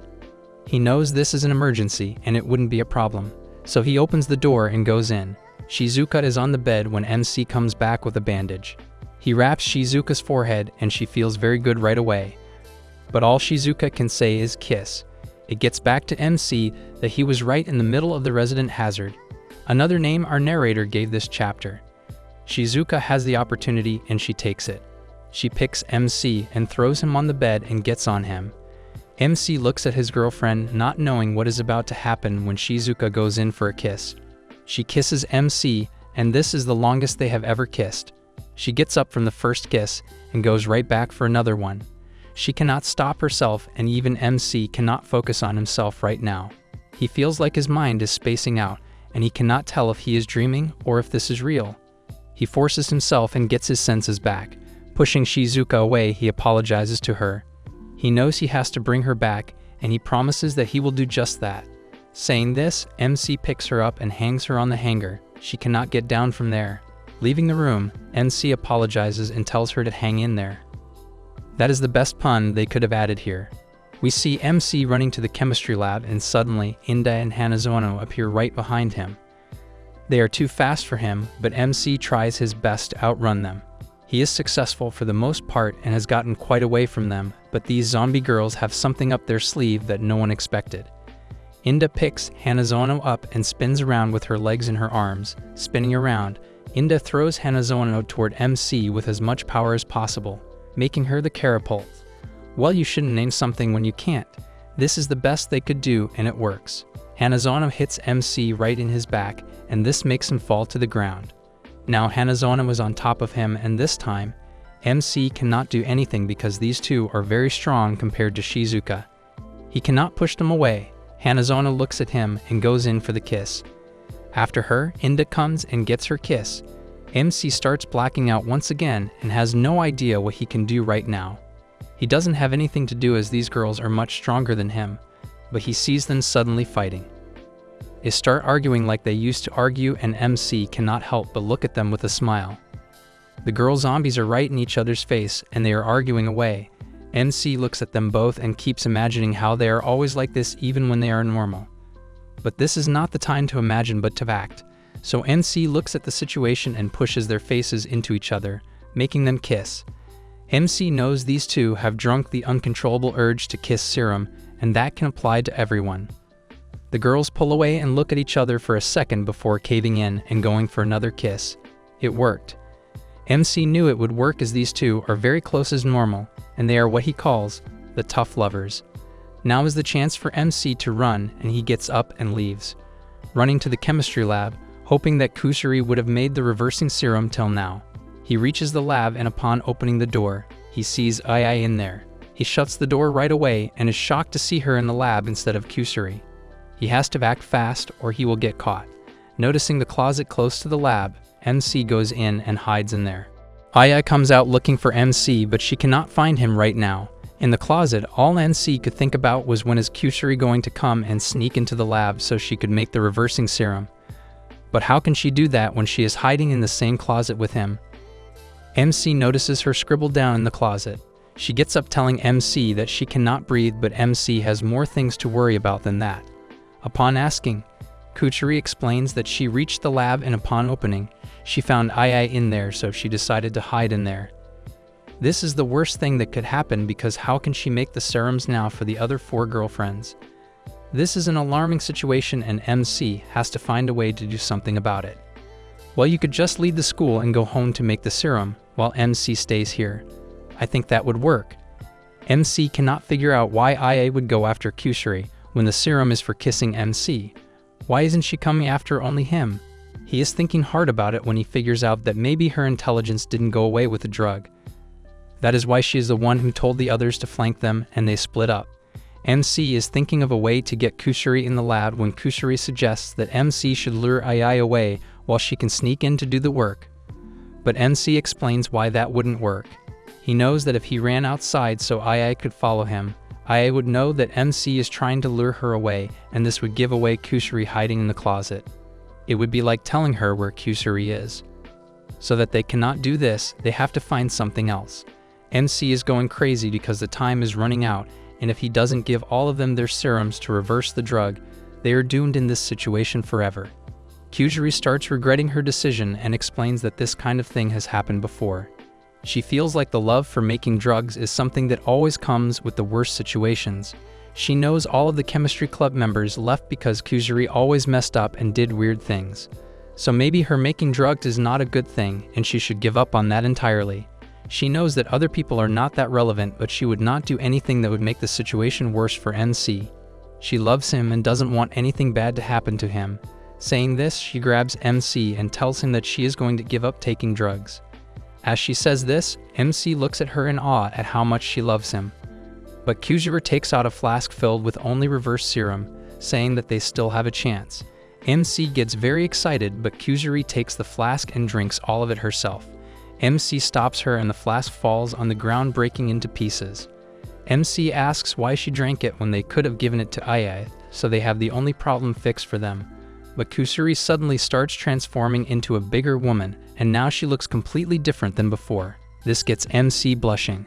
Kusuri asks if something is wrong. It is wrong. The wrong thing is actually very favorable for MC, but not in this situation. They are so close and personal here that MC cannot help but feel warmth from her. Anyways, they cannot think about this right now. Kusuri sees a rope in the hanger in the closet and has an idea. She feels like she can get out and tie up Ai so they can do what they are after. But Kusuri has to act fast, or the reversing serum is going to diminish its results and she will get back to normal. Kusuri goes out and gets in front of Ai. Ai is alert and stares at her for a while before looking away. She doesn't find her interesting and starts looking for MC again. This is the moment for Kusuri, but she gives herself away telling that Kusuri is just passing by. Ai grabs her and ties Kusuri up. Now there is no chance for Kusuri to do what she intends to, and MC has to figure out something instead. He looks around and looks at the broken flask on the ground. He knows what is up and starts running. Ai sees him and runs behind him. MC knows he has to just run and don't get caught. But Ai is very fast and he has to be even faster for her. He reaches the end of the hall and closes himself in the room.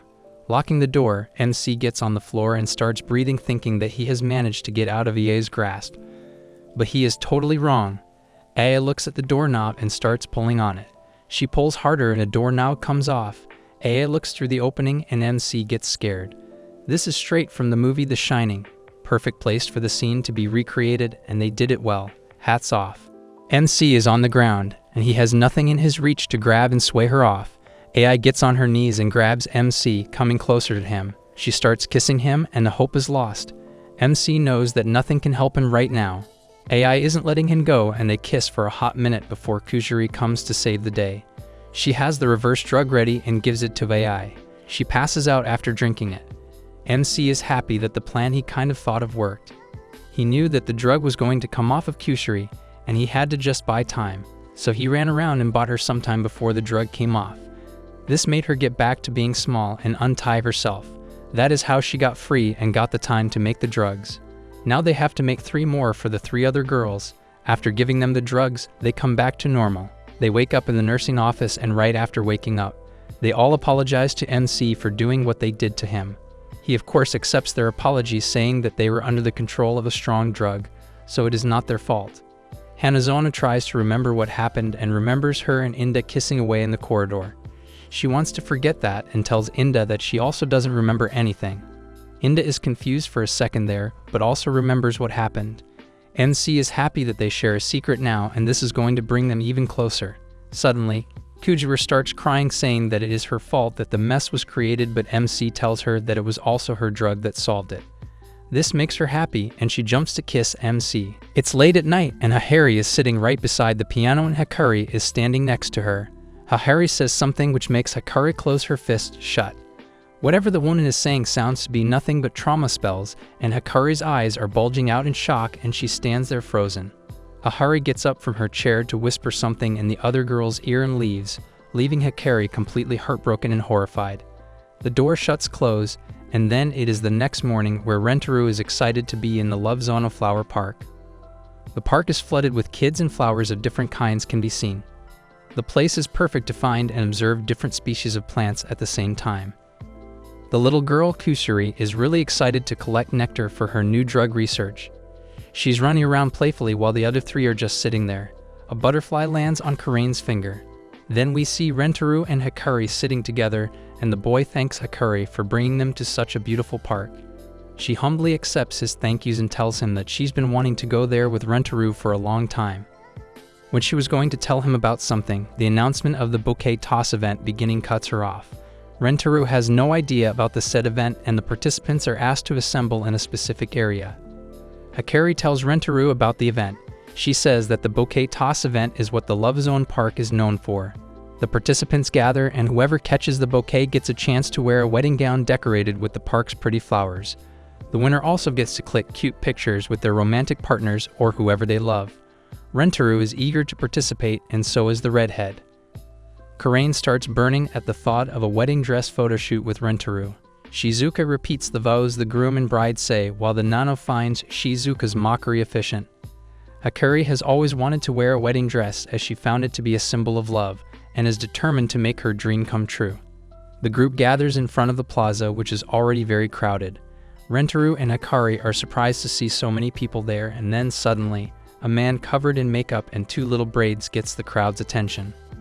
He tells his little army to secure that bouquet for him and you, and starts to laugh hysterically. Rentaro doesn't get what their deal was, and Nano tells him the group was infamous as the Guerrilla Syndicate. This Japanese biker gang came into being in the early 21st century, and has been there since. Rentaro thanks her, and Hikari seems disappointed that their chances to win the bouquet seem less now. She wants all of them to work together for some time, and who'll get to go for the photo shoot can be decided later. The rest find it to be a great idea. Meanwhile, the Guerrilla Gang is overly excited to win. Rentaro seems a little worried and wants Shizuka to stay away from the crowd for her safety. Karane agrees with him and says that for Shizuka's tiny height, it'll be better if she avoids the crowd to avoid getting crushed. Rentaro is about to decide something for Kusuri, and she's more than ready to obey him. With that, Shizuka and Kusuri won't be joining them in the competition. Then IA pops her butt in, and they are all good to go for the event now. Rentaro is amazed by the Guerrilla Gang's flags and wants to have something of that sort for his group, so he pulls out a marker and a towel and starts creating a flag. The girls stand there confused, and Rentaro gets done with whatever he was up to in a little while. He shows the towel flag to the girls, and they go all red when they read the word family written on it. They then join their hands together as the Rentaro family and are ready to win the bouquet toss competition. Little Shizuka was hopping up and down to support her group, and the Guerrilla Gang's men found her really adorable. The bouquet event is about to begin, and the host tells the participants to avoid any physical attacks. He then invites the guest who will be tossing the bouquet. It was Baba Ann, the supersonic arm, and the previous shot putter. Rentaro is surprised to see his principal there. He knew she was into sports, but the fact she'd been a shot putter was new to him, and Karane says that Baba Ann owned every kind of sport. Rentaro finds her too perfect to be a human, and the woman blows a kiss to the crowd. When the host asks for Baba's thoughts on the event, she says she doesn't wish happiness upon anyone and wants the bouquet to disappear in the air. The host is at a loss for words, and with that, the countdown to start the event begins. As soon as it counts to 1, Baba jumps into the air and throws the bouquet towards the crowd like the true tosser she is. The crowd hurriedly follows the bouquet, and Rentaro assumes that the posy will take a while to land when Karane asks him what should be done. So they keep running as fast as they can. Meanwhile, the Guerrilla Gang's men are cleaning up the people in the back. Rentaro is shocked to see the violence of rules, and right then, the Gorilla Man punches a man out, violating the rule again. He then spun another one out of the game, and the victim was about to hit Hikari, but Karane came to her rescue just in time. Karane ties her hair up and declares that she'll be joining the Guerrilla Gang if the rules are going to be violated like that. The group finds her really cool, and Karane starts to fight the gang's leader. She says she'll be joining the training session if that's what it takes to win. The other man was shocked by how strong the girl was and says she's like a gorilla herself. Karain tells Rentaro to grab the bouquet while she takes care of the gorilla man. The gorilla man signals his men to start the Goricane and they follow his command right away. The Goricane tornado takes the bouquet in it and the gorilla man is happy thinking the victory was his. Rentaro notices that and then sees a bird coming down towards the bouquet. It was not a bird but Shizuka who was flying, holding the towel poster as a parachute.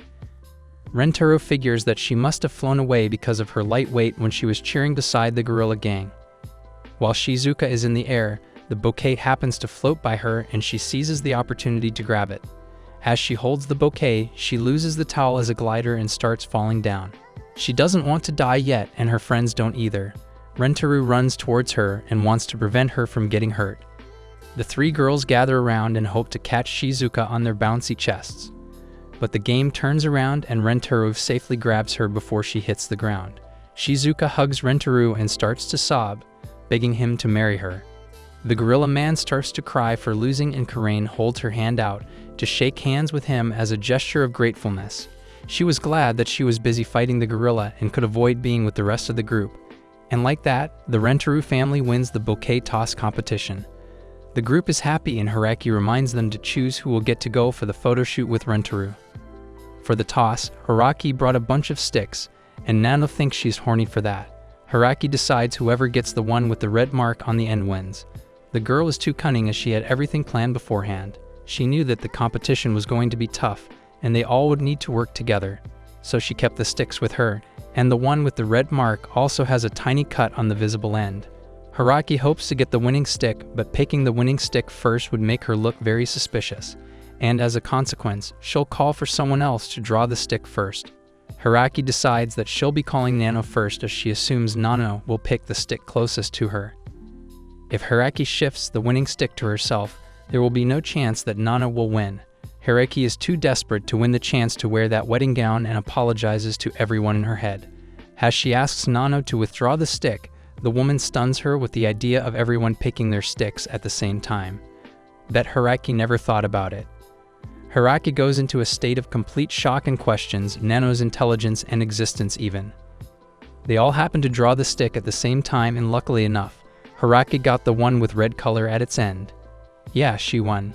The rest of the group is sad about losing while Nano mostly looks unfazed. Hiraki is the happiest girl after winning and too glad to see her dream become reality. Kyusuri is throwing a fit on the ground, saying she wanted to wear that flower gown and take pictures with Rentaro too. Rentaro tries to cheer her up saying she'll have more chances to do so in future. Hiraki looks at the two and then looks at the winning stick. She thinks to herself that someone else deserves to win, not her. She feels bad for Kyusuri and decides to give the stick to her so she can cherish the memories with Rentaro. Karain goes into shock, wondering if Hikari was sick or something. Kyusuri is overjoyed and she hugs Hiraki, expressing how much she loves her. Kyusuri stays glued to her, and when she stops sobbing, Hiraki asks her what's wrong. Kyusuri says that Hiraki and Rentaro are both her favorite people and she would love to see them taking pictures together. Karain says that Kyusuri needs to get over this thing already, and Hiraki suggests taking pictures as a group. Karain says that they already have a bunch of group photos, but Hiraki wants everyone to be in this specific photo shoot. And like that, the photo shoot begins, and Hiraki gets to wear her dream wedding gown. The photographer asks all of them to smile, and they all get to make yet another beautiful memory together. The girls were excited to see how the picture turned out to be. Hikari thanks Rentaro while the rest walk ahead. Rentaro doesn't understand why she's thanking her, so she tells him how it was her dream to take pictures with her beloved in that wedding gown. She tells Rentaro how her life has been a fantasy since the day he came into her life. Rentaro gets shy and says she feels the same about her. He thanks Hiraki for literally everything too, and Hiraki asks him if she can make another request to him. The boy says she can ask him to do anything for her, and he wouldn't think twice before fulfilling it. So Hikari goes on to make a strange and very unexpected wish. She asks Rentaro to break up with her. Well, that was really uncalled for. Rentaro was shocked to hear that from Hiraki and wonders what went wrong as she had to request such a strange thing. He thinks to himself that he must confront Hiraki about it and gets ready to meet her. Rentaro comes out of his room and asks for Rentaro. The woman tells him that his girlfriend had some urgent business and she left in a car after receiving the wedding picture. Kuzuri wonders if the urgent business was peeing, and Karain says that Hikari is not a kid like her. Nano and Shizuka stand there clueless too and wonder what is up. Rentaro tells them not to worry and dials Hiraki's number. She finds it dumb to make them worried about the matter without even knowing about her whereabouts. All the while, Kuzuri makes her assumptions about how Hikari pees too. Hikari doesn't pick up her phone, and Rentaro thinks of the only random thing his girlfriend had once sent him. Hikari once sent some sexy pictures of herself to her boyfriend, and the envelope had her address on its back. Rentaro's brain functions fortunately, and he arrives at Hiraki's place. When he reaches there, he is surprised to see such a huge mansion of a house with fountains and ponds in it. Rentaro then sees Hikari looking out of a window and starts waving at her, screaming her name. Hikari listens to him and gestures to him to get down with worried expressions on her face. Rentaro understands the assignment, and it becomes clearer as he sees a guard running in his direction. The guard leaves when he finds nothing there, and Rentaro looks up, all confused now that he sees a guard in her place. Later, he gets a phone call, and it was Hikari. The girl tells him to say whatever it is, as she doesn't have much time. Rentaro notices that Hikari didn't have her cell phone with her, and that she was using a landline. He asks Hikari for some kind of explanation regarding their breakup. Rentaro says that he's really in love with her. Hikari says that the reason for the breakup was that she fell out of love with Rentaro. She tells him to accept it and move on with life. Something is clearly not right. Rentaro refuses to accept her hollow reasoning and tells her that he won't be believing her lies and will leave only and only if she tells him the truth. Hikari then decides to spill the truth to the guy. She tells him that her mother found out about their group and that Rentaro is dating multiple girls at the same time. Despite Hiraki's explanations about Rentaro's faithfulness, her mother decided that Hiraki will be moving cities and will transfer to another school as well. She confiscated her phone too, and she has no option but to accept it. Rentaro was speechless, and Hiraki tells him that her mother will use everything in power, that being her money, to make things go her way. Hiraki tells Rentaro that they can't be together anymore as her mother will tear them apart no matter how many times they get back together. She was about to tell Rentaro to leave when her mother entered the room. She overhears Hikari and snatches the phone to tell Rentaro to avoid approaching Hiraki from then on. She threatens Rentaro, and he happens to recognize her voice. Hiraki's mother cuts off the call, and Rentaro begs her to listen to him, at least for once. The guard hears his screams and runs to him to ask what his deal was. Rentaro tells the guard that he needs to talk with the people living in the house. The guard happens to recognize Rentaro as Hiraki's mother's ex-boyfriend. The woman had strictly told the guards to prevent Rentaro from letting in, so he tries to kick him out of there, but Rentaro pleads and begs. The man grabs him and asks him if he wants to get arrested. He tells him to give up on whatever he's so desperate for, as the world won't go in a kid's way anyway. On the other hand, Hiraki's mother is scolding her for contacting Rentaro again. Hiraki begs her to let this whole thing go, but the woman doesn't have a heart, I guess. She threatens Hiraki that she'll send Rentaro far, far away from there if this keeps going on. Hiraki kneels down and begs for forgiveness. She promises that she won't go against her word again and asks her mother to let Rentaro go. Hikari walks up to her and says that is exactly how she's supposed to be in front of her. What kind of a mother is this woman? She then hugs Hikari and says the same thing every parent says. She tells Hikari that everything she's doing is for Hikari's own good. Hikari emphasizes on how Rentaro is a 5-timer and that she won't let a maggot like him destroy her flower of a daughter. The day is almost over, and Rentaro is walking back to his place looking anything but himself. What Hiraki said earlier keeps replaying in his head. Hikari's threats keep ringing too, and the guards won't make it better either. He looks lifeless and gets really frustrated. He puts his hands against a wall aggressively and starts to scream. He's frustrated about everything that happened earlier and thinks of himself as a loser. Rentaro's got no power, no money on his hand, and as a kid, he's a stranger to love as well. He feels hopeless, and just then, he sees a little plant growing down the wall. Seeing it makes the memories of the time spent with Hiraki flood back. Rentaro's expressions suddenly change, and it's nighttime now. Rentaro is sitting in a swing, and Karain is frustrated after hearing everything from the guy. The girls find her mother to be really unfair, and Nano thinks they'll never be able to resolve this thing ever. Kuzuri worriedly asks Rentaro what he plans to do about it. The guy plans to break into Hiraki's house and get her out of there. Kuzuri knows that what plans to do is called eloping, and Shizuka is scared that it might be too hard of a task for him. Hiraine says that Haruki is too rich and he can be tracked easily by her mom. Nano thinks that Rentaru's plan will end up as failure, but the dude is way too determined to bring happiness to his girlfriend. It doesn't matter how long and what it will take to pursue that, but he wants to give it a shot. Rentaru couldn't bear seeing Haruki looking all scared and helpless there, so he plans to run away from the town with her. He is not sure about anything but promises the girls that the two will return to them sometime soon. Rentaru asks them if they'll wait for them. Hiraine says that he's spouting bullcrap, and with the way things are going, there's no surety to when Rentaru will return. She says that all of them can't stay hopelessly in love with him, and she says something really unexpected. Karain wants to help Rentaru get Akari out of that mansion. The rest agree with Karain, and Nano thinks that working together will turn the tables around and their chance of winning will increase. Kyujiri and Shizuka wish to join the journey of eloping too. Rentaru at first doesn't find the idea to be very ideal, but after looking at how determined the girls look, he figures that all love Haruki just as much as him, so he gives in and allows them to join him. They all get ready to go on the mission of bringing their girl, Akari, back.